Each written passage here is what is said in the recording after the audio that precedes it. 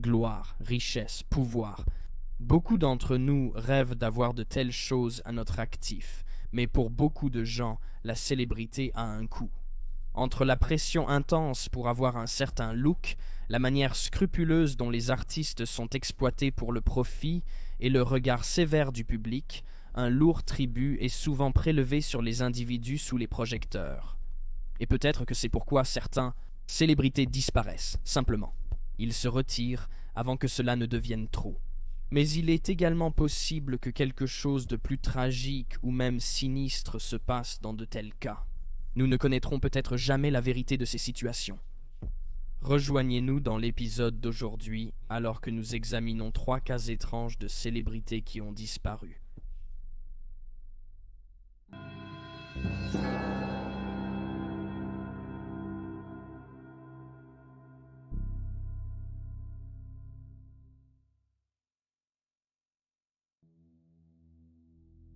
Licorice McKechnie. Christina Licorice McKechnie est née le 2 octobre 1945 à Édimbourg, en Écosse. Adolescente, elle fréquentait les clubs de folk de la ville, lisant ses poèmes à voix haute pour que les autres puissent les apprécier. C'est ici, lors de l'une de ses visites, qu'elle a rencontré Robin Williamson, un auteur-compositeur-interprète et multi-instrumentiste qui a commencé sa carrière musicale en jouant dans des groupes de jazz locaux. Cependant, au milieu des années 1960, il a formé son propre groupe, l'Incredible String Band, un groupe de folk psychédélique qui a fini par avoir un public fidèle après la sortie de leur 2e album. Ils ont depuis été surnommés les pionniers du genre et étaient particulièrement populaires au sein de la contre-culture britannique des années 60 et 70. Bien qu'elle ait noué un lien avec Williamson, Licorice est restée ferme dans ses projets de quitter la maison et d'épouser Ber Jansch, un autre musicien folklorique écossais. Néanmoins, le mariage n'a pas eu lieu. Jansch a abandonné Licorice et s'est rendu au Maroc sans elle. Selon Williamson, suite à cet événement en 1963, Licorice, je cite, « est tombée dans mes bras ». En 1968, Licorice a rejoint le Incredible String Band, principalement connu pour ses chœurs éthérés uniques et son jeu à l'orgue et aux percussions. Licorice a continué à se produire avec le groupe au festival de Woodstock en août 1969, mais en 1972, elle et Williamson s'étaient éloignés, et après avoir mis fin à leur relation, elle a également quitté le groupe, partant quelques années avant que le groupe ne se dissolve en 1974. Cela ne marquait cependant pas la fin de la carrière musicale de Licorice. En 1974, en tant que membre de l'église de Scientologie, elle a joué sur scène lors d'un concert organisé par l'église à East Grinstead, une ville du West Sussex, en Angleterre, avec plusieurs autres musiciens. Après cela, elle a déménagé en Californie et a rejoint le groupe Silver Moon Band. À un moment donné, elle a épousé un autre musicien nommé Brian Lambert. Bien qu'ils aient divorcé dans les années 1980, en 1977, elle s'est réunie avec son ex, Robin Williamson, se produisant avec lui et son joyeux groupe. Elle est également créditée sur leur album Journey's Edge sous le nom de Licky Lambert. Après cela, Licorice a passé du temps à jouer avec le groupe Woody Woodmansey's U-Boat, un groupe de rock anglais formé par le batteur, Woody Woodmansey, qui est peut-être mieux connu en tant que membre de l'ensemble de soutien principal de David Bowie dans les années 1970. Licorice était membre de l'église de Scientologie depuis la fin des années 1960 et elle n'était pas seule. Robin Williamson et Mike Aaron, 2 des 3 autres membres du groupe, étaient aussi dans le groupe.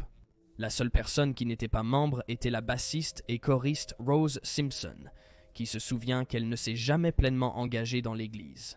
En 2020, lors d'un entretien avec le journaliste musical Richie Unterberger, Simpson a noté, je cite, « L'adhésion à la secte suggérait une plus grande harmonie entre nous, mais dissolvait également notre engagement envers la musique. L'écriture, le jeu et la performance sont désormais la source de revenus nécessaires, et ne sont plus le centre spirituel ou créatif de la vie de Mike et Robin. » Simpson a indiqué qu'elle a commencé à se distancer émotionnellement de ses collègues de groupe à partir de ce moment. Citation, comme je le dis toujours, c'était un mode de vie plutôt qu'un travail.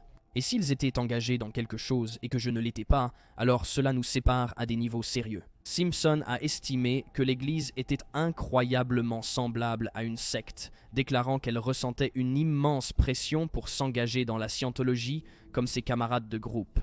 Elle a finalement rompu avec le groupe au début de 1971, écrivant que les autres membres de l'Incredible String Band ont clairement indiqué que je devais les rejoindre dans leur engagement. J'ai tout quitté, ma maison, mon avenir avec l'Incredible String Band et mes amitiés du moment. Elle a également noté qu'elle ne serait pas partie si ses camarades de groupe ne l'avaient pas poussée à rejoindre la scientologie. Après cela, la trace de Licorice a disparu. Elle a rendu visite à sa famille à Édimbourg pour la dernière fois en 1986, mais on ignore où elle se trouve depuis 1990.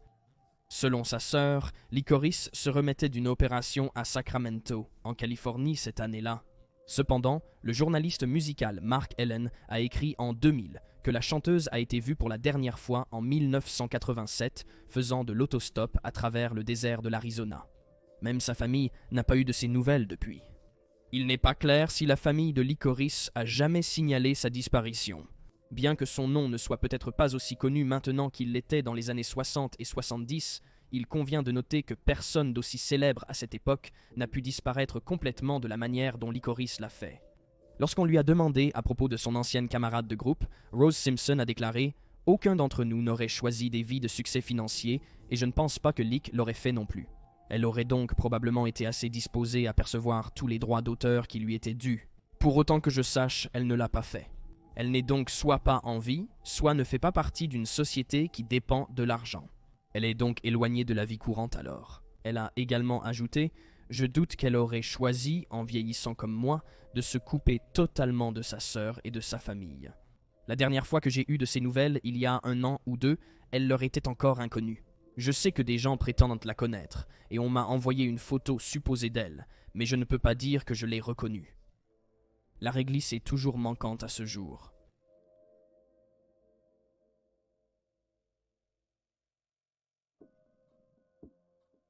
Donald Scott Smith. Né le 13 février 1955 à Winnipeg, Manitoba, Canada, Donald Scott Smith, mieux connu sous son deuxième prénom, était un musicien talentueux dès son jeune âge où il a commencé à étudier la guitare avant de passer à la basse à l'âge de 12 ans. Peu de temps après, il a eu sa grande chance alors qu'il étudiait à l'université du Manitoba. Il a été approché par Paul Dean, le guitariste principal d'un groupe de rock canadien récemment formé nommé Loverboy. Le bassiste original avait quitté peu de temps après qu'ils aient commencé à jouer des concerts, et Scott a saisi l'occasion de vivre son rêve. Loverboy a d'abord été rejeté par toutes les grandes maisons de disques aux États-Unis, mais le 20 mars 1980, ils ont signé avec Columbia Records du Canada, une maison de disques appartenant à Sony. Le premier album éponyme du groupe est sorti seulement 5 mois plus tard et a propulsé le groupe vers la célébrité, vendant plus d'1 million de disques rien qu'au Canada. Suite au succès de l'album, ils ont fait une tournée avec des groupes comme ZZ Top et Def Leppard, et à l'automne 1981, ils ont sorti leur deuxième album, Get Lucky, tout en assurant la première partie du groupe Journey. Get Lucky est devenu le disque le plus vendu du groupe aux États-Unis et a vendu plus de 4 millions d'exemplaires. Par la suite, Loverboy a reçu plusieurs Juno Awards en reconnaissance de leur réalisation en tant que groupe. En plus d'être le bassiste du groupe, Scott était également auteur-compositeur, ayant coécrit plusieurs chansons de Loverboy, dont leur tube de 1983 Lucky Ones. Pendant plusieurs années, Loverboy a surfé sur la vague de leur succès, mais au milieu des années 1980, la tension a augmenté entre le chanteur principal Mike Reno et le guitariste Paul Dean. En 1987, le groupe a sorti leur 5e album, qui a étonnamment mal performé. Et en 1988, Loverboy a annoncé leur séparation, principalement en raison des difficultés entre Dean et Reno. Après la rupture, Scott a rejoint le groupe Dangerous avec Reno et a travaillé brièvement en tant qu'animateur de radio de nuit.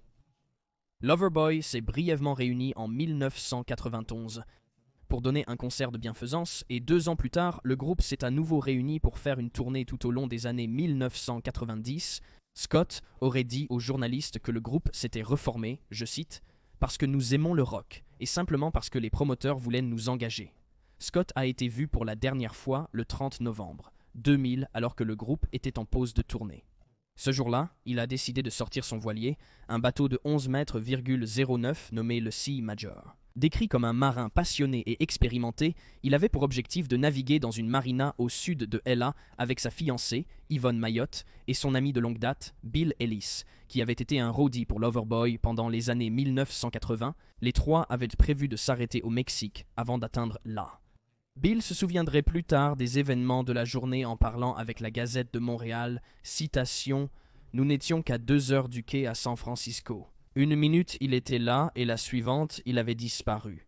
C'est arrivé très très rapidement. » D'après les rapports, la journée avait bien débuté. Il y avait un peu de brouillard, mais les vents étaient calmes. Mais vers 16h48 cet après-midi-là, les conditions météorologiques ont soudainement changé. Bill et Yvonne étaient tous les deux sous le pont lorsqu'une vague de 7,6 mètres a frappé le bateau, le renversant sur le côté et arrachant le volant du navire. Bill a déclaré « Je suis descendu pour me changer en tenue de mauvais temps afin de pouvoir remplacer Scott, et puis la vague a frappé, et le bateau s'est renversé sur le côté. En un instant, je me suis retourné et Scott avait disparu. Nous avons fait demi-tour, mais nous n'avons trouvé aucun des débris, des coussins ou de la perche de l'homme à la mer. 20 minutes après l'appel de détresse du major de mer, un hélicoptère de la garde côtière est arrivé. 2 bateaux sont arrivés sur les lieux, 10 minutes plus tard. Aucun signe de Scott, et l'aggravation météo a forcé l'interruption précoce des recherches. La quête de Scott ou de son corps a persisté le jour suivant, mais a été stoppée dans l'après-midi par la garde côtière. Bill, avec ses amis et sa famille, a engagé une équipe privée pour continuer les recherches jusqu'à dimanche.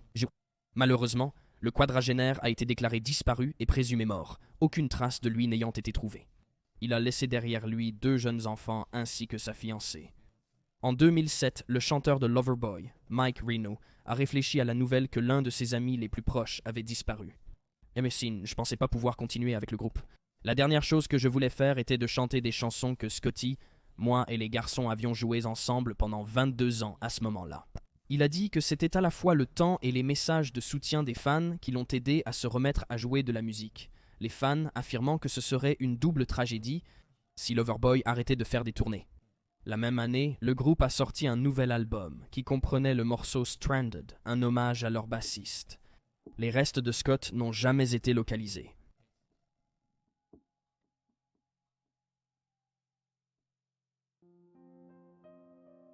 Elenia Carisi est née le 29 novembre 1970 à Rome, en Italie.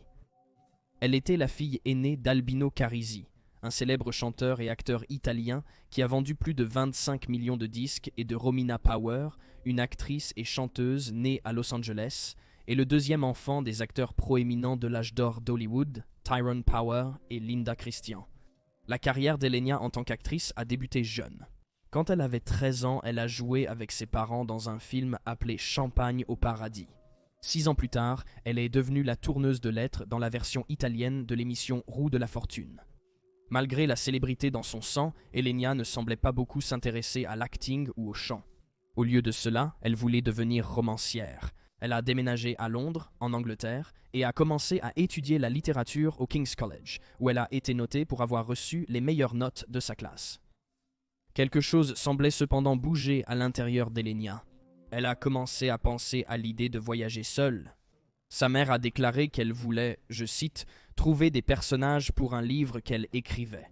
Elenia a décidé à ce moment-là de mettre ses études en pause pour pouvoir partir à l'aventure seule. Elle est retournée en Italie et a vendu ses affaires pour pouvoir financer le voyage par elle-même, n'emportant que son sac à dos et un journal. Elle s'est ensuite envolée pour l'Amérique du Sud, commençant son voyage au Belize, où elle a passé plusieurs mois. Le jour de la Saint-Étienne 1993, elle a choisi de changer d'horizon et a voyagé vers la Nouvelle-Orléans, Louisiane. À la Nouvelle-Orléans, Elenia a séjourné à l'hôtel Ladale, aujourd'hui disparu, situé au 749 rue Charles, dans le quartier français de la ville. Selon le réseau d'eau, elle séjournait à l'hôtel avec un musicien de rue de 54 ans qu'elle avait rencontré dans la ville à l'été 1993. À l'époque, elle était en vacances à la Nouvelle-Orléans avec ses parents. Alors qu'ils continuaient vers la Floride, elle est restée pour peindre et écrire. Cependant, elle s'est enfuie en Floride 2 jours plus tard, affirmant que 2 hommes essayaient de la droguer et de la tuer. Il ne semble pas y avoir plus de détails disponibles sur cet incident. Elenia a eu le dernier contact avec sa famille le 1er janvier, 1994, quand elle a téléphoné à ses parents. Elle a été vue pour la dernière fois aux alentours du 6 janvier. Le personnel de l'hôtel a affirmé qu'elle est partie vers midi ce jour-là et n'est jamais revenue. Elle a laissé tous ses effets personnels derrière elle, y compris son sac à dos et son passeport. L'homme avec qui elle séjournait est resté à l'hôtel jusqu'au 14 janvier, date à laquelle il a tenté de régler la note avec des chèques de voyage libellés au nom d'Alenia. Pendant des semaines, on n'a ni vu ni entendu parler d'Alenia. Ses parents l'ont signalée disparue le 18 janvier. Les efforts de la police pour la retrouver ont été vains, et sa famille est restée avec plus de questions que de réponses. Puis, à la fin de janvier, un agent de sécurité travaillant à l'Aquarium des Amériques d'Audubon est venu affirmer qu'il avait vu la jeune femme la nuit du 6 janvier. Il prétend l'avoir trouvée vers 23h30 dans le parc Waldenburg, sur la rive ouest du fleuve Mississippi, où elle était assise sur un quai. Il a décrit la femme comme blonde, âgée de 18 à 24 ans, et a dit qu'elle portait une veste et une robe à fleurs. Il lui a dit qu'elle ne pouvait pas être dans le parc après les heures de fermeture, et elle lui aurait répondu, je cite, « Peu importe, je dois être dans le fleuve ». Elle a ensuite plongé dans l'eau et a nagé vers le centre. Néanmoins, la femme a rapidement rencontré des problèmes et a demandé de l'aide. Un bateau de passage a créé d'énormes vagues et la femme a disparu sous l'eau. La garde côtière a fouillé 90 miles de rivière, mais n'a trouvé aucune trace de la femme. Il n'a jamais été confirmé que la femme était Alenia, et aucun corps correspondant à sa description n'a jamais été retrouvé. Notamment, son père a déclaré que lors d'un précédent voyage à la Nouvelle-Orléans, Alenia était entrée dans le Mississippi, mais avait eu peur et était ressortie. Il a ajouté qu'elle était sous l'effet de la marijuana à ce moment-là. Le 31 janvier, Alexander Masekela, le musicien de rue qui avait séjourné avec Alenia à l'hôtel, a été arrêté après qu'une ancienne petite amie ait déclaré qu'il l'avait agressée sexuellement, mais a été libéré faute de preuves. Il n'a jamais été lié à l'affaire d'Alenia. Lorsqu'il a été approché par les médias, il a seulement dit « Je crois qu'elle est en sécurité ». Plusieurs sources, y compris le Charlie Project, notent que Masekela était décrit comme un homme violent avec un passé de consommation de drogue. Il aurait apparemment voulu des faveurs sexuelles d'Alenia, qu'il a refusé et a spécifiquement demandé des lits séparés dans la chambre d'hôtel. Malgré le témoignage du gardien de sécurité, les parents d'Alenia ont théorisé qu'elle avait été prise en otage et été retenue contre son gré. Leurs croyances ont été approfondies par les nombreuses observations non confirmées à travers tout le pays. En 2008, un magazine allemand a rapporté qu'Alenia était vivante et en bonne santé. Vivant dans un couvent près de Phoenix, en Arizona, ses parents ont trouvé la publication de cet article de mauvais goût, son père qualifiant l'histoire de spéculation honteuse ne contenant pas un brin de vérité. Le père d'Alenia l'a déclarée morte en 2013, croyant que sa fille était morte la nuit où elle a disparu. Sa mère, quant à elle, a dit qu'elle croit qu'elle est toujours en vie. Citation. « En tant que mère, je sais qu'Alenia est toujours en vie, quelque part. Je suis absolument convaincu. » Le mariage de Romina et Albino s'est en grande partie désintégré à cause de la disparition d'Alenia, mais les deux semblent être en bons termes et continuent de faire de la musique ensemble. Alenia Carisi reste disparue. Elle est décrite comme une femme blanche aux cheveux blonds et aux yeux verts. Elle mesure entre 1,70 m et 1,75 m et pesait 54 kg au moment de sa disparition. Apparence. Si elle est toujours en vie, elle aurait 53 ans. Toute personne ayant des informations sur son cas doit contacter le département de police de la Nouvelle-Orléans au 504 658 5315. Et voilà les faits.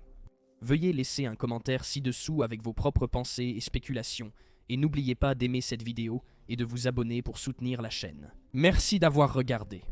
Restez vigilants, restez en sécurité, et je vous verrai la prochaine fois.